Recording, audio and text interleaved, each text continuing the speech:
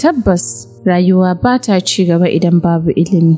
Ilimi shine ƙashin bayan ci gaban kowane ɗan adam da kowace al'umma. Nahiyar Afirka nahiya ce da tafi kowace nahiya yawaitar yaran da ba sa zuwa makaranta. Nigeria na da kimanin yara sama da miliyan 20 da ba sa zuwa makaranta, inda Kano ke da kimanin yara sama da 900 da ba sa zuwa makaranta. Hakan cikas ne ga samun kyakkyawar makoma a gare su, domin kuwa yara su ne manyan gobe.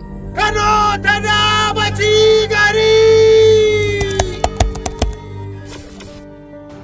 A ƙasa kamar Najeriya, jihar Kano ta kasance zakaran gwajin dafi wadda ake yi wa laƙabi da jallabar Hausa. Jihar Kano jiha ce da ta yi shuhura wajen nuna bajintar kasuwanci da neman ilimi. A kowane shekara, dubban ɗalibai na fita daga makarantu sakamakon ƙalubale iri daban-daban. Hakan na faruwa ba don al'umma ba sa son yin ilimi ba, illa dai tasirantuwar halin ni'asun da ake ciki ya zame musu katangar ƙarfe tsakaninsu da yin karatu. A rayuwa yanzu yanda abubuwa suke nunawa ilimi ya kusa ya fi ƙarfin ɗan talaka. Mu iyayen yara idan aka ce yau za ka yi sponsorin ɗan ɗa ya zuwa university ba ƙaramin aiki ba ne. Yanda karatun nan ya tsefe ga maraici ga wannan halin yanayin rayuwa da ake ciki na yau da gobe. Babba abin da yake damu mu yanzu karancin ilimi. Wani yana da dama ya tafi karatun ga kokola ga komai amma saboda rayin dama ba zai iya tafiya ba. Da akwai mutane da yawa waɗanda suna so su yi waɗansu ba su da hali. Kuɗi sun ƙaru, karatun ya ƙara wahala, komai ya yi wahala. Yanzu ana jin dukkanin jami'o'i suna ƙara kuɗi. Amma nan gaba talaka bai isa yi ba.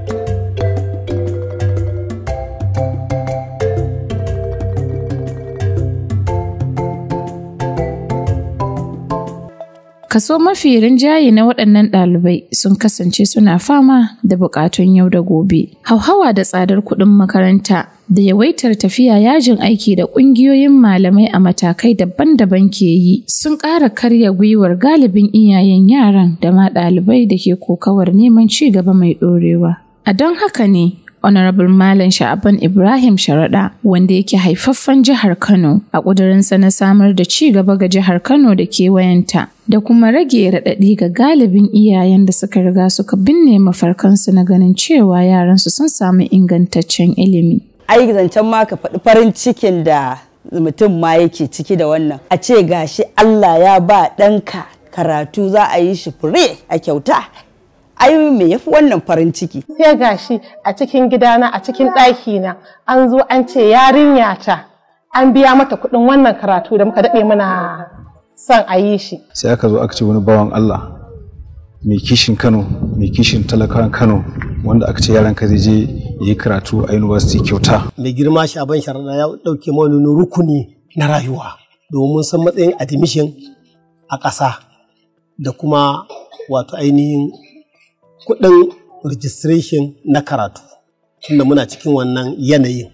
Sai aka ce gashi ɗaya daga cikin 'ya'yanmu Allah ya bashi scholarship har yayi ya gama. Wani fa jari ne nan aka dunkula yaran nan fa na kyautata rayuwarsa da zai zo ya ɗauki nauyinmu ya ɗauki nauyin 'yan uwansa fa cikin ikon Allah. Ai farin ciki ba zai misalci ba. To a gaskiya tunda ta gaya min wannan labari na wannan tallafi da Sha'aban yayi, gaskiya ba karamin daɗi na ji ba. Tunda shi dama tunda ita so a gaskiya shi mai son ya kyautata ne, ya kyautata wa marayu da marasa ƙarfi da talakawa. Domin matukar babu ilimi bayan da za ka san kai waye sannan kuma ya za ka taimaka wa wani. Saboda haka wannan na samu natsuwa sosai da na ji wannan abu. Saboda na san insha Allah ba ma iya jigawa da ba. Wudil gaba ɗaya aka taimakawa. A tun lokacin da na gama sakandare ina da burin ci gaba da karatu. To saboda haka makarantar National Open University ita ce makarantar da nake burin in ci gaba da karatu saboda ita ce na san zan haɗa karatu na tare da kasuwanci na hankali na kwance. Honorable Malam Sha'aban Ibrahim Sharaɗa ya yi hoɓɓasa sannan ya tsaya tsayin daka inda hakan ya kai ga cimma nasarar sama wa ɗalibai guraben karatu a jami'ar ta National Open University of Nigeria, wanda wannan wata hanya ce ta inganta rayuwar al'umma da kuma ƙarfafa matasa. Karfe 10 na safe ina kwanci aka kira ni in zo, ina ɗaya daga cikin mutanen da suka rabauta da wannan scholarship na Sha'aban Ibrahim Sharaɗa. Wallahi na yi farin ciki sosai. Ba zan iya tuna wani lokaci da na tsinkayi wani labari da ya min daɗi kamar jin cewar na samu matakin yin karatun gaba da secondary kuma kyauta ba tare da na sha wahala ba, duba da ganin cewar lokuta da dama na yi ƙoƙarin ganin cewar na samu wannan gurbin karatun, kuma yanayin rayuwa da abubuwa hakan bai samu ba, kuma kwatsam sai na ji labari cewar na samu wannan gurbin yin karatu. Gaskiya na ji daɗi kwarai da gaske. Lokacin da aka kira ni aka bayyana min cewa ina cikin wanda aka zaɓa, wanda suka samu wannan scholarship, na yi farin ciki sosai, na yi murna sosai, ba don komai ba irin faɗi tashin da aka yi yadda lokacin da muka nema kuma duk wata ka'ida da ake nema ta wannan scholarship mun cika ta cikin ikon Allah. Aka ce mu je mu ta addu'a, muka yi ta addu'a har Allah ya tabbatar. Na yi farin ciki sosai, ba don komai ba wannan dama ce aka bani wadda zan gina rayuwata. Ba zan iya misalta ma irin farin cikin da na ji ba lokacin da na samu labarin cewa an bani damar yin karatu na matakin digiri kuma kyauta a wannan makaranta mai albarka. Amma kuma ban yi mamaki ba, saboda daman shi wanda ya yi alkawarin zai yi, mu muna da yaƙinin zai yi din. Domin daman inda ya fi ƙarfi kenan, kula da addini da taimako. Tsarin da aka bi domin zaɓar ɗaliban da suka ci gajiyar wannan tallafi na karatu tsari ne da aka gina shi bisa cancantar kowane ɗalibi. Domin kuwa ana gudanar da zaben ɗaliban ne a fili ta hanyar tallata shirin a kafafen yada labarai, a inda ake buƙatar ɗalibai wanda suka samu shaidar credit na darussa 5 da suka hada da turanci da lissafi da kuma sauran darussan kimiyya guda 3. Jagororin wannan tallafi na karatu sun yi mana ƙarin haske game da al'amarin.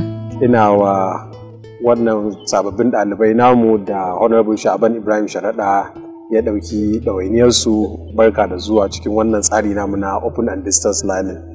Lallai shi wannan shugaba kuma jagora Honorable Sha'ban Ibrahim Sharaɗa ya yi hoɓɓasa, ya yi kuma yi namijin ƙoƙari, ba abin ya tsaya iya nan ba, kuma tun daga farkon wannan tsari faɗi tashin duk da mu aka yi tun daga wato process na selecting ɗaliban da za su wannan su sami wannan gurbin karatu.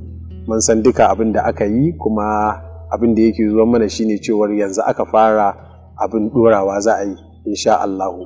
Kuma ta ɓangaren ɗalibai bayan musu barka da sauka wannan tsari na Open and Distance Learning da ba kowa ya saba da shi ba, muna musu kuma jan hankali na yadda za su zo su gudanar da al'amuran karatunsu, tunda wannan tsari ne da aka ɗora na idan an buɗa wasu ma za su samu dama. Karatu ne kuma wanda misali ba zai taɓa harkokinka na kasuwanci ba ko kuma aikinka na gwamnati da kake yi. Kana kasuwa ma za ka iya yin karatunka, sai lokacin jarabawa ne kawai za ka zo study center mu ka zo kai jarabawa. Musamman akwai matan aure da yawa wanda mazajensu ba za su yadda su je su yi abin da su je su yi gogayya da maza ba a normal conventional abin nan universities mu. Dan dai mace tana karatu da National Open University of Nigeria, tana daga cikin ɗakinta ma tana kula da yara, sannan kuma tana wannan karatun. Lallai shi tsari na ilimi, wato in kai bawa mutum ɗaya ilimi kamar ka ilmantar da al'umma ne. Tsarin da aka bi mai sauƙi ne, dama duk wanda zai shiga ita wannan jami'a zai kasance yana da credit guda 5, sannan kuma mu a ɓangaren mu idan mutum yana da credit guda 5 wanda ya hada da maths da English, ya kasance kuma mutum ya ci abin da muke cewa aptitude test, to insha Allahu zai shiga cikin wannan tsarin. Tsari ne irin na nan jami'o'inmu na nan kasar, misali cewa sai yaro yana da takardar shaidar gama secondary kuma yana da wasu adadin number of credits a takardunsa na kammalawa. To amma su can ɗin tsarin nasu ya ɗan tuna nan kusan makarantar da muka je muka sama musu admission ɗin a can suna buƙatar kamar 7 credit including English and Maths akalla kenan. Kaga mu nan ƙasa mana cewa 5 credit ne.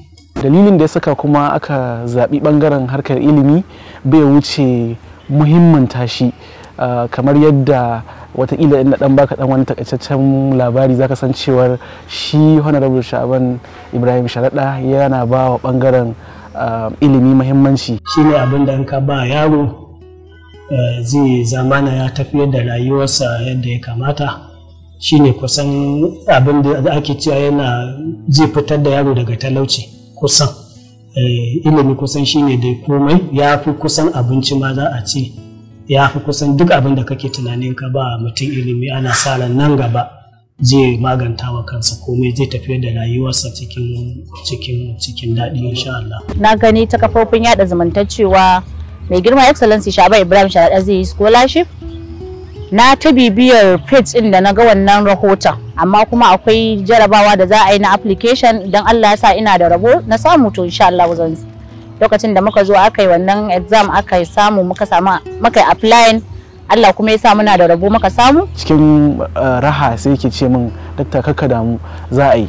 To hakan kuwa aka yi, wallahi ba tare da ƙara tana masa ba, washe gari kawai sai ji ne a wajen mutanen gari suna cewa ai yau a wajen kamfen ma wani rabar Sha'aban Sharaɗa ya ce zai ɗauki nauyin karatun ɗalibai zuwa National Open University, wanda hakan ta sa na ji daɗi matuƙa, saboda baiwa ilimi muhimmanci da yi ba wani ƙara tuna masa na yi ba, kawai magana ce muka da shi sau ɗaya, don haka ya ɗauki abin da muhimmanci kuma ya ce zai ɗauki nauyin ɗaliban nan, kuma yau alhamdulillah ga shi wannan alƙawari ya cika. Ɗaliban nan an yi musu registration, an biya musu kuɗin registration, an biya musu kuɗin makaranta, an ba su admission letter, kuma insha Allah muna sa ran cewar sati mai zuwa duk za su fara karatunsu. Sai dai kash, ɗaliban da Honorable Malam Sha'aban Ibrahim Sharaɗa ya ba wa tallafin karatu zuwa ƙasar Sudan sun fuskanci ƙalubale a karatunsu sakamakon ɓarkewar rikici da ya riske su a ƙasar, wanda hakan ya tilasta musu dawowa gida Najeriya. Hakan ya zame wa ɗaliban barazana ga ci gaban karatunsu. Duk da haka, Honorable Malam Sha'aban Ibrahim Sharaɗa bai yi ƙasa a gwiwa ba, inda ya sauya musu makaranta daga Sudan zuwa Jami'ar Alƙalam da ke Najeriya. Ya yi namijin ƙoƙari wajen ganin sun samu gurbin karatu a Jami'ar ta Alƙalam, wanda hakan ya ƙara tabbatar da irin kishin da Honorable yake da shi na ganin al'umma sun samu ingantaccen ilimi. Sakamakon yaƙi da yake faruwa a Sudan ya sa duka ɗalibai da suke a Sudan suka dawo. Wani abun alfahari ga shi mai girma Honorable Sha'aban Sharaɗa, bayan mun dawo ana tattiya za a yi ruwa faɗuwa ka tashi. Ya ce to tun da an dawo ba tsayawa za a yi ba. Ya ce ku zo ku tafi Alƙalam University da take a garin Katsina. Kuma wani abun farin ciki shine Sha'aban Sharaɗa ya biya kuɗin karatunmu gabaki ɗaya. Wannan ibtila'i da ya faru muna ƙasar Sudan na wannan rikici da ya faru, to alhamdulillah mun samu nasara mun dawo ƙasarmu mai girma Najeriya.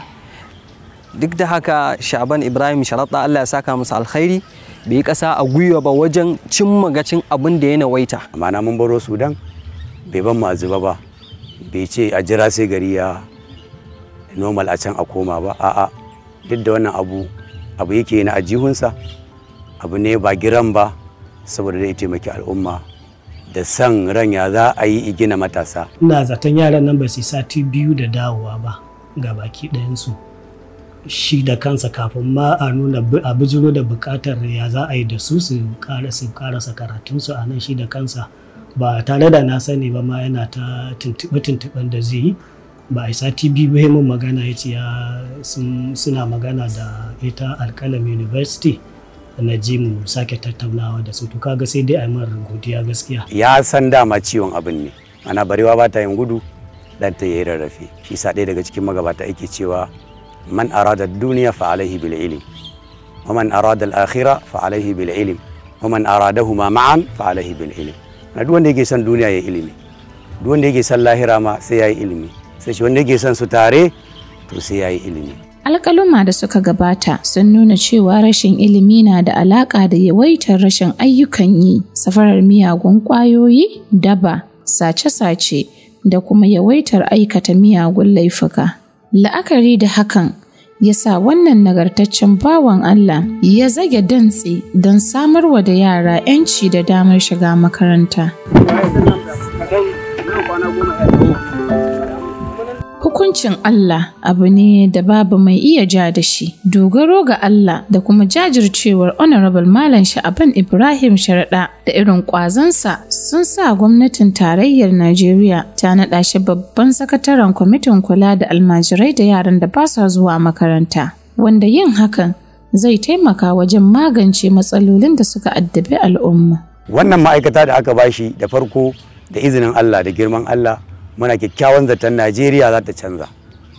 A kasancewa almajirai yara ƙananu, a wasu ma manya ne suna buƙatar karatu da izinin Allah da girmansa a yadda yake da zilli da bukatuwa da son matasa su ilimi, muna kyakkyawan zaton wannan abin da aka ba shi dama Allah tabaraka wa ta'ala ya tsaro ne don ci gaba da taimakon matasa domin ɗorawarsa akan matasa 'yan uwanmu da muke kishin su ba hakan daba, da muke kishi su ba hakan maula, da muke kishin su bar zaman banza su zo su ilimi. Cancanta ce kuma shi ne dama ya fi kamata a wannan gurbi, so matsayi ne da ya daidai da irin nashi tunani da kuma lissafi. Tun yana neman gwamnan jihar Kano hankalinsa kullum a tashe, ya za a yi taimaki yaranmu da suke yawo akan titi, ya za a yi taimaki almajirai, kuma aka ce an ɗauko shi an ɗora shi akan wannan shugaban kwamiti da zai wannan aiki, ba karamin daɗi muka ji ba. Kuma yaranmu da suke zuwa makaranta da ba sa zuwa makaranta ake samun su suna yawo akan tituna suna barace wadda har suke sata, mun ji daɗi cewa za su koma makaranta su ci gaba da karatu kamar kowa.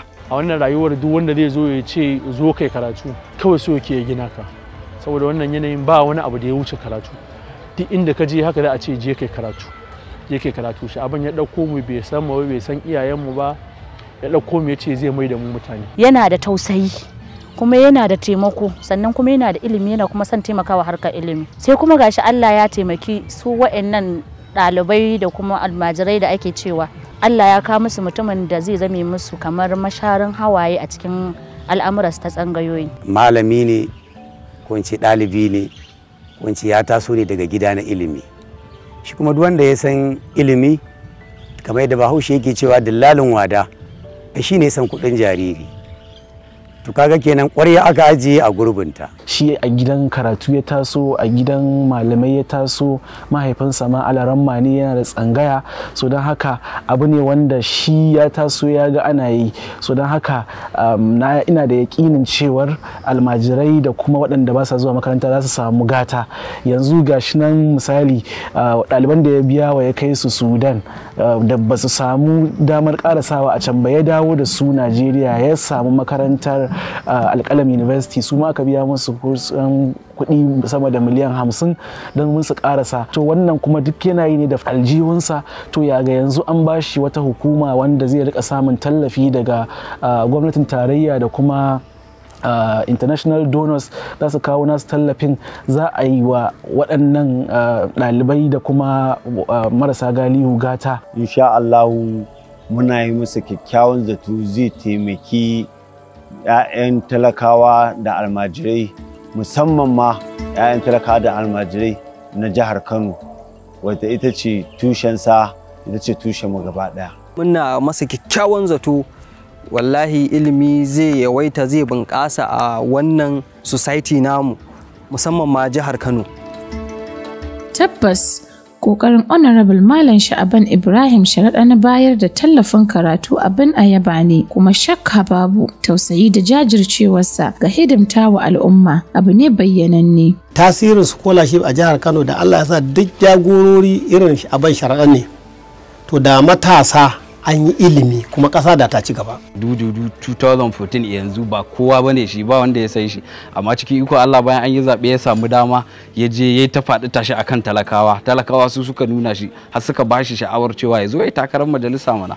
Ya yi majalisar nan shekara 4 wadda ta fi shekara 16 da waɗansu suka yi. Kowa ya san Sha'aban kuma zuwa ɗaya ya yi majalisa, kuma Allah ya taimake mu za mu ce, dan ba Allah ya taimake shi ba, mu Allah ya taimaka da ya haɗa mu da wannan bawan Allah.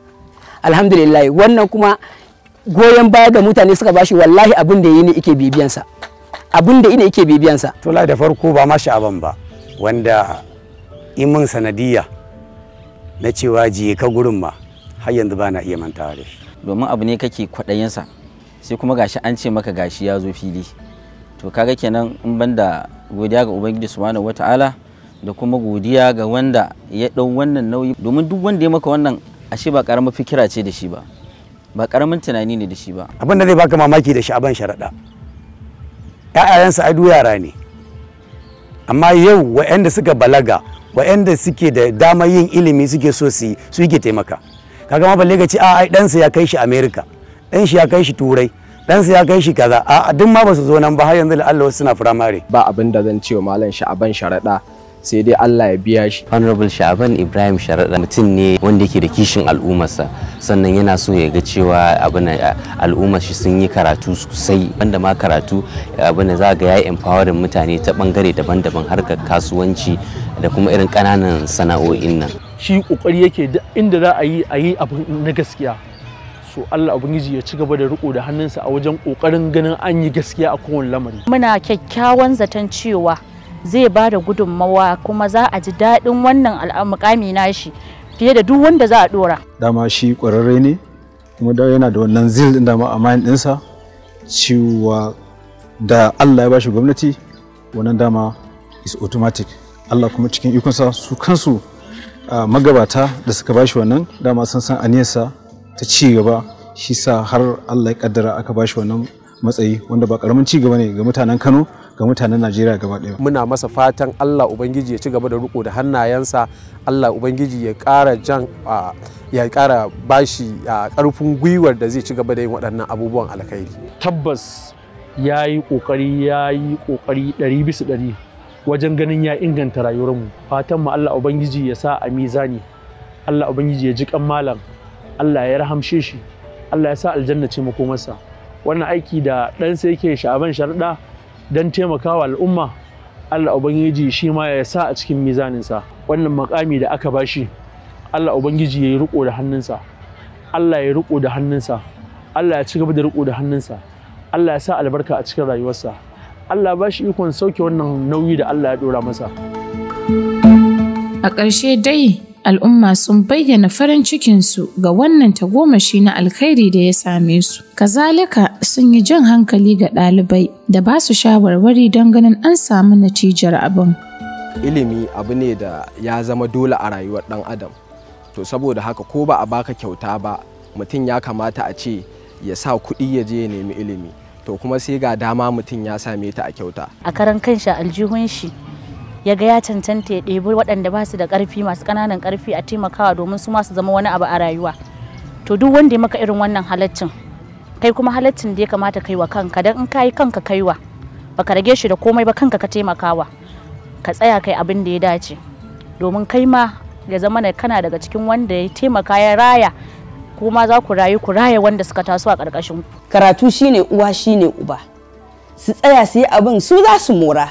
Mu iyaye ɗan rakiya ne, lokacin mu shekarun da muka yi ba za mu maimaita ba, su za su amfane shi, don ba yanda za a yi ka ga mutum ya yi karatu ya tozarta cikin ikon Allah. Wannan shine gatan da za a yi wa mutum a fita hakkinsa duniya da lahira. Don haka su tsaya tsayin daka su ga sun mori ƙuruciyarsu, lokacin su ne. Mutane da yawa sun yi applying wannan abun kuma ba su samu dama sun samu nasarar kasancewa daga cikin wanda suka samu nasarar shiga cikin wannan tsari ba.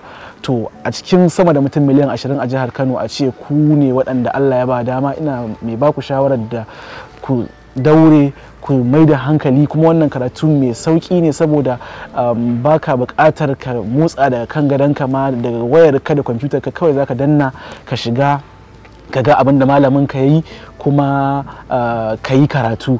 Wannan gwaji ne kuma wannan shine na farko, za a sake biya wa wasu, so idan ba ku yi kokari ba to za a sace gwiwar shi wanda ya yi ba da wannan tallafin. To don haka ina ba da shawarar lallai su amfani da wannan damar, saboda mafiya mutane da dama kuma kamar yadda suka sani yanzu kuɗin makaranta ya yi tsada a conventional universities ma, wanda iyayensu ma suke da shi suke biya musu, suna shan wahala kafin su biya masu. To ya ga kai kuma da yanzu an samu ka samu wanda zai biya maka wannan kuɗin makarantar gaba ɗaya, hada ma ɗan ƙarin kuɗin data da aka ƙara muku, wanda tun da karatun ta kwamfuta ake yin shi, an baka kuɗin data da intanet, sai ka daure ka mai da hankali domin a samu natijar abin da ake nema. Abin nan in sun yi kansu za su yi wa, in sun yi kansu za su yi wa, nan gaba da shi za su yi amfani su tafiyar da rayuwarsu, da shi za su yi amfani watakila su samu abinci.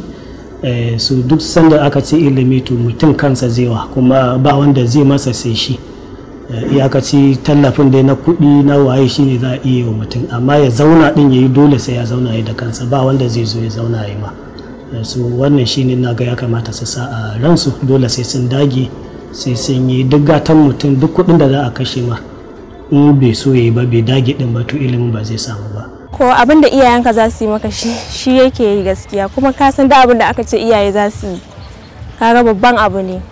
Gaskiya yayi kokari, kawai da shawarar da zan ba su mai da hankali su karatu wallahi, saboda shine babban farin cikin shi kawai ai karatun shine farin cikin shi, kuma babu abin da zai saka ya ki biyan kuɗi. Ko da mutum ma ya samu matsala zai ƙara biyan kuɗin nan still saboda yana son karatun. Duk wata gudunmawa da suke bukata za mu tsaya tsayin daka mu tabbatar da cewar an cimma wannan abin da ake so, tunda taimako ne na al'umma, abu ne da in an ilmantar da su mun gina al'ummar mu kuma za mu samu nagartacciyar al'umma. Kada su ba shi kunya, kada kuma su ba iyaye kunya, domin in suka ga irin kuɗin da ya kashe wani ma zai ɗauka kamar gangan ne. Amma mu iyayen yara mun san irin maƙudan kuɗi, maƙudan miliyoyin kuɗaɗe da ya je ɗauka su kutum kyauta domin 'ya'yanmu su amfana. Na san ma ba buƙatar ma a ce kada a yi wasan, na san kowa ba zai ba, saboda step ɗin da aka wuce kafin a zo duk wanda ya samu na tabbata to daman yana son abin, saboda abubuwan da aka tsallake kafin a samu. Wanarjuka ya sha'abanu in kunta qa'idan fa absid yadayka sa'idan nasa turgabu. Dan halak shi ake wa biki ya rama ba shege ba. Shaban Sharaɗa wannan ɗawainiya da ya muku ku sani cewa ba giran bane, wasu ma giran din ne amma suna kyashin su taimakawa matasa da shi. Saboda haka ku dage ku amfani wannan abin da iso i taimake ku, domin in ya gina ku a bangaren ilimi to ya yi muku taimakon da ba duk duniya babu wanda ya kamata ka girmama, babu wanda ya kamata ka yi wa addu'a, babu wanda ya kamata a ce baka manta shi ba irin wanda i baka ilimi. Shugaban ƙasa Alhaji Ahmad Bola Tinubu a wani zantawarsa da manema labarai ya ba da tabbacin cewa lallai ne gwamnatin tarayya ta karkato da hankalinta wajen zuba jari domin inganta harkar ilimi. If we all believe that education is the greatest weapon against poverty, then we have to invest in it. And that poverty should not prevent anybody, any child, including the daughter or son of a wood seller or barley seller or yam seller, from attaining their high standard of education to eliminate poverty. Tabbas kokarin Honorable Malam Sha'aban Ibrahim Sharaɗa na bayar da tallafin karatu abin ayaba ne, kuma shakka babu tausayi da jajircewarsa ga hidimta wa al'umma abu ne bayyananne. Wannan yasa al'umma ke yaba masa kana da yi masa fata na gari. Masu iya magana dai sun ce fata na gari lamiri ne. Da sanda ka zo masa da abu baya kallowa wahalar aiwatar da wannan abu, in dai abu ne mai kyau nan take zai karba, nan take bai da karaya wajen kokarin ya ga ya yi wani abu wanda zai amfana da al'umma. Sai dai Allah ya saka masa da alkhairi, ya karawa Hajiya lafiya, ya ji kammala. Gaskiya jajirtacce ne sosai kuma mai son addinin shi. Yanda yake rike da mahaifiyarsa gwanin sha'awa, Allah ya kara masa albarka, Allah ya tsare gabansa da bayansa. Mutum ne mai tausayi. Alkhairi ne. Jajirtacce. Mutum ne na gari wanda yake da kishin al'ummarsa. Allah ya sa ya fi haka. Allah ya masa albarka. Malam dan malam, kalma ɗaya tag da zan faɗa a kansa shine Honorable Sha'aban Ibrahim Sharaɗa mutumin kirki ne, mutumin arziki ne.